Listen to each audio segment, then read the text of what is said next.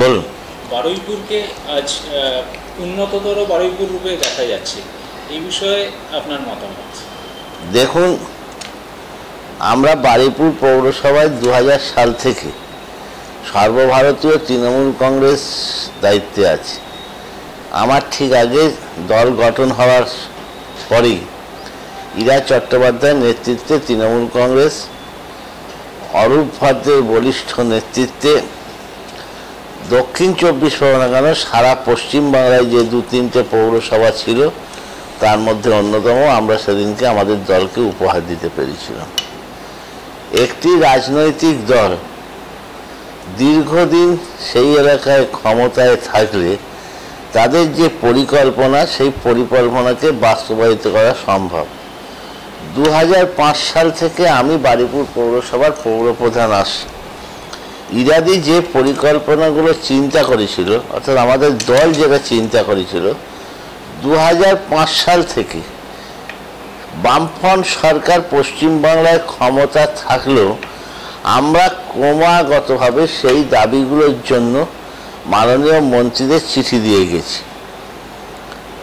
প্রথম 5টা বছর বারুইপুর পৌরসভার ইতিহাসে আমরা প্রকল্প পেয়েছি, আবার প্রকল্পে বাধাও পেয়েছি। যেমন আপনারা জানেন, এখানে আমাদের বারুইপুর আর্সেনিক প্রবল এলাকায় আমাদের পাশের রামনগর গ্রামে 3 জন মানুষ মারা গেছিল, একটা পরিবার পঙ্গু হয়ে গেছে। আমাদের এখানে প্রত্যেকের গায়ে দেখবেন কালো কালো স্পট হয়ে গেছিল আর্সেনিকের জল। তখন আমরা এখানে একটা জল প্রকল্প তৈরি করি কেএমডি এর সহযোগিতায়, এবং সেইটা করার পর সেটাখানে জল প্রকল্পটাকে হতে বাধা দিলেন। একদিকে মন্ত্রী ক্রমাগত চিঠি এবং আমার প্রত্যেকটা মিটিংয়ে চোখা চোখা বাক্য তিনি হয়তো সহ্য করতে না পেরে তারা হয়তো দিয়েছিল, কিন্তু লোকাল সিপিএম এখানকার কিছু মানুষকে লেলিয়ে দিল, দিয়ে জল প্রকল্পের কাজটা করতে দিল না। এমনকি যখন তারা ক্ষমতাচ্যুত হচ্ছে সেই সময় আমাদের মা মাটি মানুষের সরকার, মাননীয় মুখ্যমন্ত্রী মমতা ব্যানার্জির নেতৃত্বে রাজ্যে ক্ষমতা এলো, আমরা কিন্তু নেত্রীর সেই নির্দেশ পালন করেছিলাম কাউকে বাস্তুচ্যুত করব না। তাদের জন্য জমি দিলাম, তাদের টাকা দিলাম ঘর করার, তারপরেও পেছন থেকে আমাদের প্রাক্তন মাননীয় বিধায়ক বলুন, পরবর্তীকালে সংসদ হয়েছিলেন ডক্টর সুজন চক্রবর্তী, আমাদের মিটিংয়ে এসে ভালো ভালো কথা বলতেন, এটা হওয়ার দরকার, এটা হওয়া বাঞ্ছনীয়, কেন হচ্ছে না, চলুন যাই, হ্যান্ড ফ্যান। কিন্তু মিটিংই শেষ। পরবর্তীকালে সরকার পতনের পর আমি ওদের সঙ্গে বসলাম, যে বসে বললাম এবার তো ভাই অনেক দিন হয়ে গেল, 2007 সালে দিল্লি থেকে গিয়ে এইটা আমরা নিয়ে এসেছিলাম, এই জল প্রজেক্টটা। পি রামচন্দ্রন তখন ছিলেন সর্বভারতীয় নগর উন্নয়ন দপ্তরের সেক্রেটারি। আর আজকে এখানে এসে আর করতে দেবো না, এবার উঠতে হবে বলে আমরা প্রথমে পাঁচিল দিয়ে ঘিরলাম, সব মানুষ চলে গেল। কি অদ্ভুত ভাবে ঠিক বিধানসভা নির্বাচন শেষ হওয়ার পর রাতারাতি সেই লোকগুলোকে আবার এনে বসিয়ে দেওয়া হলো। সারা বারুইপুরের মানুষ দেখেছে। আমাদের মাননীয় মন্ত্রী হলেন ফিয়াদ হাকিম, তিনি আমাকে অত্যন্ত ভালোবাসেন, আমাদের দাদা ভাইয়ের সম্পর্ক। আমি তাকে ববিদা বলি, সে আমাকে শক্তিদা বলে। সেই জায়গায় দাঁড়িয়ে ববিদা আমাকে সব রকম সহযোগিতা করতে লাগলেন। সঙ্গে পেয়েছিলাম আমার জেলা সভাপতি, কলকাতার মহানাগরিক শোভন চট্টোপাধ্যায়, তিনিও আমাকে পুরোপুরি মদত দিতে লাগলেন। এবং আমাদের বিধায়ক হয়ে এলেন শ্রী বিমান বন্দ্যোপাধ্যায়। তার সুপরামর্শে এসডিও সাহেবকে তিনি আইন দেখালেন যে এই জিনিসটা হতে পারে না। রাস্তা, জল, লাইট, বিদ্যুৎ এগুলো হচ্ছে মানুষের নিত্যদিনের প্রয়োজন, একে বন্ধ করা যায় না। আর আমি বলতে লাগলাম ভারতবর্ষের সংবিধান আমাকে ৭৪তম অ্যামেন্ডমেন্ট করে প্রয়াত প্রধানমন্ত্রী রাজীব গান্ধীর স্বপ্নের নগরপালিকা বিল আমাকে থার্ড টাইম গভর্নমেন্টের সুযোগ দিয়েছে, অতএব আমি এটা করবই। আজকের এটা হলো, বারুইপুরের মানুষ আজ আর্সেনিক মুক্ত পানীয় জল পাচ্ছে। আজকে পানীয় জলের সমস্যা তাহলে পুরোপুরি কি মিটে গেছে? আমরা না, পুরোপুরি মেটেনি, পুরোপুরি মেটার পথে।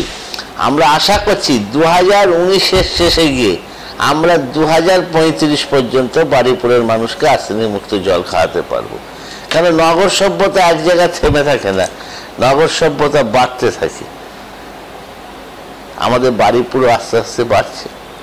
সেই জায়গায় দাঁড়িয়ে দেখুন, আমাদের তখন লোক সংখ্যা বেড়ে যাবে। আমরা কখনো এত লোক হবে ভাবিনি। আজকে বারুইপুরে সুপার ফেসিলিটি হসপিটাল হয়েছে, যে হসপিটালের দৈনিক আউটডোরে 8 থেকে 900 পেশেন্ট দেখা হয়, আর ইনডোর তো ভর্তি সব করা দপ্তরি। যেখানে বারুইপুরে একটা মহকুমা কোর্ট হয়েছে, ফৌজদারি কোর্ট এবং দেওয়ানি কোর্ট, যে আদালতে প্রতিদিন কয়েক হাজার মানুষ আসে। আজ বারুইপুরে একটা ডিস্ট্রিক্ট স্পোর্টস অ্যাসোসিয়েশন আছে, বারুইপুরে আজকে এসডিও অফিস আছে, এখানে ট্রেজারি হয়েছে, এখানে জেলা পুলিশ সদর হয়েছে। অর্থাৎ বুঝতেই পারছেন, এতগুলো জিনিস হওয়ার ফলে আজকের মানুষের দৈনন্দিন কাজের চাহিদা মেটাবার জন্য বারুইপুর সংশ্লিষ্ট যে অন্য থানাগুলো আছে, সেই থানার মানুষ প্রতিনিয়ত বারুইপুরে আসছে। বারুইপুর একটা জংশন স্টেশন, এখানে এখন আসার সুবিধা হয়ে গেছে। যখন দিদি রেলমন্ত্রী ছিলেন, ক্যানিং এবং ডায়মন্ড হারবার ডবল লাইন করে দিয়ে গেছেন, ট্রেন ঘন ঘন আসছে, র্যাক বেড়ে গেছে। সেই জন্য আজকে বারুইপুর সব দিক থেকে উন্নত। আর সব থেকে বারুইপুরের সঙ্গে কলকাতার সংযোগ এখন মাত্র 20 মিনিট। অর্থাৎ আমি এখান থেকে 20 মিনিট আগে আমার বাড়ির গাড়িটা নিয়ে বা প্রাইভেট গাড়ি নিয়ে যদি বেরোই, বাইপাস দিয়ে আমি রুবি হসপিটালের সামনে যেতে আমার 20 থেকে 22 মিনিট সময় লাগে। ইস্টার্ন যে বাইপাসটা বারুইপুর অবধি সম্প্রসারিত হয়েছে।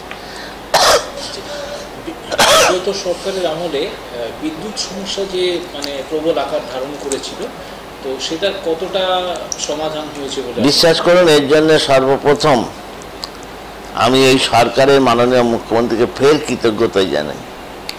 আজকে বিদ্যুতের ঘাটতি প্রায় নেই বললেই চলে। এখন হয়তো কেউ কেউ বলে সকালবেলা কিছু সময় কারেন্ট যায়, আরে ওটা তো মেনটেনেন্স। আজকে কিন্তু সেই অর্থে লোডশেডিং কথাটা বাংলার মানুষ ভুলে গেছে। একদিন বাংলার মানুষ হাসির ছলে বলতো লোডশেডিংয়ের সরকার আর নেই দরকার, আর এখন বাংলার মানুষ লোডশেডিং কথাটা জানে না। এখন মানুষের ঘর থেকে এমার্জেন্সি লাইট, হারিকেন, হ্যাজার, মোমবাতি উঠেই গেছে প্রায়। যানজট পূর্ববর্তী সরকারের আমলে একটা প্রধান সমস্যা ছিল, রাস্তাঘাটের অপ্রতুলতা এবং অপরিসর। তার জন্যে সাধারণ মানুষকে অনেক ভুগতে হয়েছে। সেই সমস্যার কতটা সমাধান হয়েছে বলে আপনি মনে করেন? আবার বলছি, নগর সভ্যতা এক জায়গায় থেমে থাকে না। আগে বারুইপুরের যে হৃৎপিণ্ড, বারুইপুর ক্যানিং রোড বা বারুইপুর কুলপি রোড, এটা ছিল একটা ডিস্ট্রিক্ট রোড। এখন এটা আপনারা জানেন, এটা রাজ্য সড়কে পরিণত হয়েছে। একদিকে সেই বাসন্তী গোসভা থেকে, ঝড়খালি থেকে গাড়ি আসছে, বাস আসছে এখানে, এদিকে পাথর প্রতিমা থেকে আসছে, এদিকে কুলপির শেষ প্রান্ত থেকে আসছে। আচ্ছা, বারুইপুরের সেই রাস্তাটা তো সেই বললাম না, 1869 সালের একটি পৌরসভা। আজকে যদি আমি 2018 সালে এসে বলি রাস্তাঘাট চওড়া হলো না কেন, চেয়ারম্যান জবাব দাও, চেয়ারম্যান কেন, কোনো চেয়ারম্যানই জবাব দিতে পারবে না। আমাদের হয়েছে সেই অবস্থা। তার মধ্যে থেকে দাঁড়িয়ে ছোট ছোট উপায় বার করে, কোথাও বাইপাস দিয়ে টার্ন আপ করে, কোথাও বা ওভারব্রিজ, যেটা আমাদের হয়েছে, যে ওভারব্রিজের নাটক সারা ভারতবর্ষে থেকে আজকে গিনেস বুকে উঠে গেছে। একটা উড়ালপুল 3 বার উদ্বোধন হয়েছে। একবার নিজে করেছেন সুজনবাবু, একবার কৃতি গোস্বামীকে দিয়ে করিয়েছিলেন, আর একবার সোমনাথ চট্টোপাধ্যায় এসে করে গিয়েছিলেন। উনি যখন করেছিলেন উনি বাসুদেব আচারিয়াকে সঙ্গে নিয়ে করিয়েছিলেন, তখন রেলের উনি স্ট্যান্ডিং কমিটির চেয়ারম্যান ছিলেন। এই তো অবস্থা। আজকে সেই উড়ালপুল হয়েছে। তাই আমি বলছিলাম নেই করেই নতুন সরকার আসার পর বারুইপুরে উড়ালপুল, বারুইপুর বাইপাস আর শাসন পর্যন্ত সম্প্রসারিত। আমরা খুব শিগগির আশা করব এটা শুলিপোতা অবধি চলে যাবে এই বাইপাস। আমরা খুব তাড়াতাড়ি আমরা আশা করব বারুইপুরে সুপার ফেসিলিটি হসপিটাল হয়েছে, এমনি আমাদের মহকুমা হসপিটাল আছে, বারুইপুরে সুন্দর দুটো সুইমিং পুল হয়েছে, বারুইপুরে দুটো ইলেকট্রিক চুল্লি হয়েছে, আর লাইটের তো আজ আলোর বন্যা বয়ে যাচ্ছে বারুইপুর। আর কোন সন্ধে খাওয়ার মুখে এবারে বারুইপুর শহর ঘুরে যদি দেখবেন এখানে কত রকমের আলো, হাইম্যাক্স থেকে শুরু করে আর আমাদের যেগুলো সৌন্দর্যনের আলো, ত্রিফলা লাইট বারুইপুর শহর ছেয়ে গেছে। বিগত সরকারের আমলে একসময় যে স্বাস্থ্যের বেহাল দশা আমরা লক্ষ্য করেছি, জনসাধারণ লক্ষ্য করেছে, সেই অবস্থার কতটা পরিবর্তন হয়েছে বা নতুন কোনো পরিকল্পনা? দেখুন, বারুইপুরের মানুষকে কোনো অপারেশন করতে হলে কলকাতার হসপিটালগুলোই যেতে হতো, কারণ এখানে রক্ত পাওয়া যেত না। এখন বারুইপুরে মমতা বন্দ্যোপাধ্যায় স্বাস্থ্য দপ্তরের দায়িত্ব নেওয়ার পর এখানে আজকে একটা ব্লাড ব্যাংক আছে, এখানে সিটি স্ক্যান হচ্ছে, হোল বডি স্ক্যান হচ্ছে, এখানে স্বল্প মূল্যের ওষুধের দোকান আছে। আজকে চাইল্ড কেয়ার ইউনিট CCU বারুইপুরে হবে, এটা আমরা আশা করতে পেরেছিলাম 5-7 বছর আগেও? আজকে বারুইপুর শহরের বুকে একটার পর একটা জিনিস হচ্ছে। আমাদের বারুইপুর জানেন সংলগ্ন সুন্দরবন এলাকায়, এখানে সাপে কাটার রুগীর সংখ্যা খুব বেশি। তাই জন্য আজকে বারুইপুর শহরের বুকে নেত্রীর বিশেষ দৃষ্টি থাকার জন্য এখানে আজকের আমাদের যে এই রক্ত পরিশোধিত হয়, ওর নামটা কি, কিডনি পরিষ্কারকারী ডায়ালিসিস সেন্টার হচ্ছে আজ বারুইপুরে। এটা ভাবা যায়? হয়তো 1-2 মাসের মধ্যে সেটা উদ্বোধন হতে যাচ্ছে। তাই আজকে বারুইপুর শহরে স্বাভাবিকভাবে 50টা রুগী হতো না, এখন সকালবেলা 700 রুগী হয়। আজকে বারুইপুর হসপিটালে অপারেশন হতো না, এখন সার্জারি অপারেশন হচ্ছে। আজকে চোখ কান গলার রুগীরা আসছে, আজকে মেডিসিনের রুগীরা আসছে, হার্ট এখানে কিছু হতো না, হার্টের রুগীরা আসছে। অর্থাৎ বারুইপুর আর সব দিক থেকে স্বাস্থ্যে একটা জায়গায় আছে। এছাড়া তো আমরা পৌরসভাগতভাবে আমাদের পরিকাঠামো অনুযায়ী পৌর এলাকার নাগরিকদের আমরা পরিষেবা দেওয়ার চেষ্টা করছি। আমাদের দেশে আনএমপ্লয়মেন্ট একটা প্রধান সমস্যা। এই ব্যাপারে আপনার পরিচালিত পুরসভা কতটা পদক্ষেপ নিয়েছে বা কি?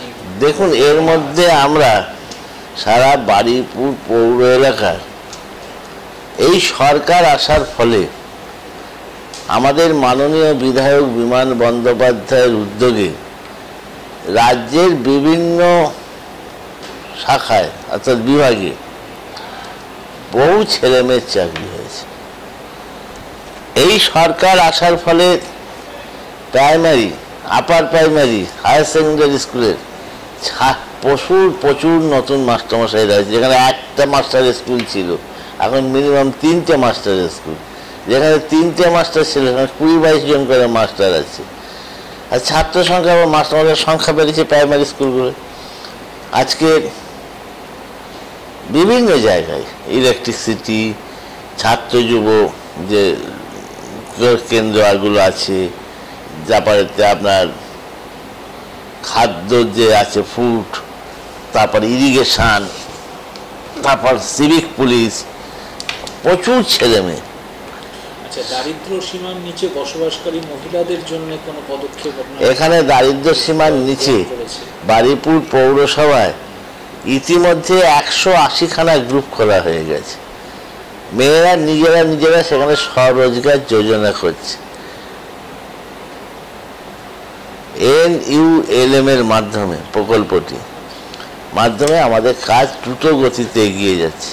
মেয়েরা মেয়েদের টাকা জমাচ্ছে, তারা তাদের মধ্যে লোন দিচ্ছে, সেই লোনের টাকায় তারা কেউ পাঁপড় নিয়ে আসছে, কেউ বড়ি তৈরি করছে, কেউ আচার তৈরি করছে, বিভিন্ন প্রজেক্টে সেই টাকা খাটিয়ে তারা আজকে প্রত্যেকেই স্বনির্ভর।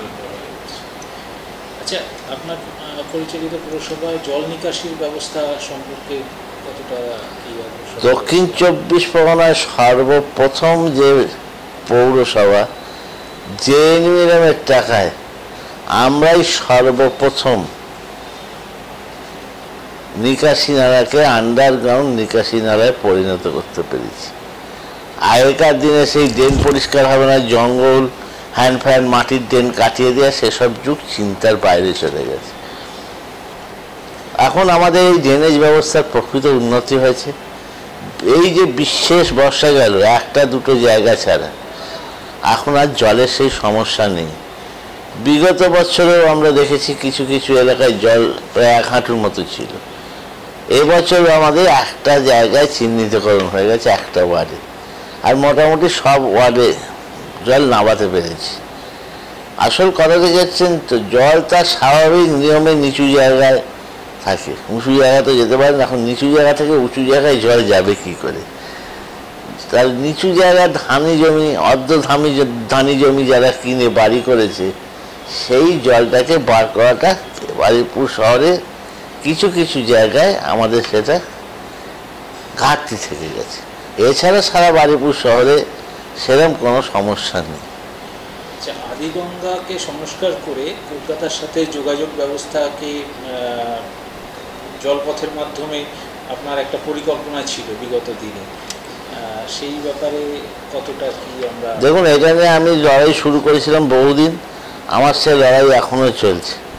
কিন্তু আদিগঙ্গা গঙ্গা প্রাপ্তি করে দিয়েছেন আমার পাশের পৌরসভা রাজপুর সোনারপুর পৌরসভার বামপন্থী চেয়ারম্যান কমল গাঙ্গুলি বা তার উত্তরসূরিরা, পূর্বসূরিরা। শুনতে পেরেছেন? গঙ্গার জমি প্রাইভেট হয়, মহামায়া সিনেমা হল একটা আদিগঙ্গার ওপর দাঁড়িয়ে আছে। কি করে এখানে আদিগঙ্গার জলটা খেলবে? যেটুকুন জল খেলে ডায়মন্ড হারবারের ঠেলা জল আমাদের কামারগাছি অবধি আসে, তারপর আদিগঙ্গার অপমৃত্যু হয়ে গেছে, কালীঘাট অবধি জলটা যায় না। আমরা আশা করতে পারি ভবিষ্যতে এই আপনার উদ্যোগ হয়তো বাস্তবায়িত হতে পারে। আমিও আশাবাদী, তো তার জন্য তো ছুটছি। আচ্ছা, বাসস্থান মানে জনসাধারণের যে বাসস্থান, সেই ব্যাপারে কতটা কি আপনার পদক্ষেপ? শুনুন, এখানে গরিব মানুষের প্রথমে আমরা কাজ থেকে, তারপর বিএসবি প্রকল্পের প্রথম দফা, দ্বিতীয় দফা, তৃতীয় দফা, এই 3 দফায় প্রায় 3000 মানুষকে, পরিবারকে আমরা ঘর দিতে পেরেছি। মোট 3000 মানুষকে আমরা ঘর দিতে পেরেছি। তো আগামী দিনে আমরা আশা রাখি আরও উন্নততর বারুইপুরকে আমরা দেখতে পাবো। আপনার আগামী দিনের পরিকল্পনা নতুন কিছু থাকবে যদি বলেন? দেখুন, আমি বারুইপুর শহরে দেখতে দেখতে সব কিছুই হয়ে গেছে, নতুন করে পাওয়ার কিছু নেই। শুধু এখন একটা সেই স্পোর্টস কমপ্লেক্স জায়গা চিহ্নিতকরণ করেছি। খুব শিগগিরই যদি মাননীয় মুখ্যমন্ত্রীকে বলি, তিনি বকাঝকা করেন আবার দেন। এইটাই, তাই জন্যই দিদির কাছে বারবার ছুটে যাই। যে মার কাছে কাঁদলে মা তো শিশুকে খাবার দেবেই, আমার দিদির কাছে কাঁদলে দিদি আমাদের উন্নয়নের অর্থ দেবে, এই বিশ্বাস আমার আছে। আমরাও আশা রাখি আরো উন্নততর বারুইপুরকে আমরা দেখতে পাবো। সুইমিং পুলটা, সেই স্পোর্টস কমপ্লেক্সটা যেমন করতে চাই, তেমনি বারুইপুরে আমার যেটা মাত্র যখন চেয়ারম্যান ছিলাম বা 1990 সালে যখন কাউন্সিলর হয়েছিলাম, একটা মালদাতার আমলের 1 বিঘে জায়গার ওপর একটা ডাম্পিং গ্রাউন্ড, সে 1869 সাল থেকে হয়ে আসছে। আজকে সেটা আস্তে আস্তে 6 বিঘে জমি হয়েছে, পৌরসভা নিজের অর্থে কেনা। আরও আমরা 6 বিঘে জায়গা রাজ্য সরকারের কাছ থেকে পাচ্ছি।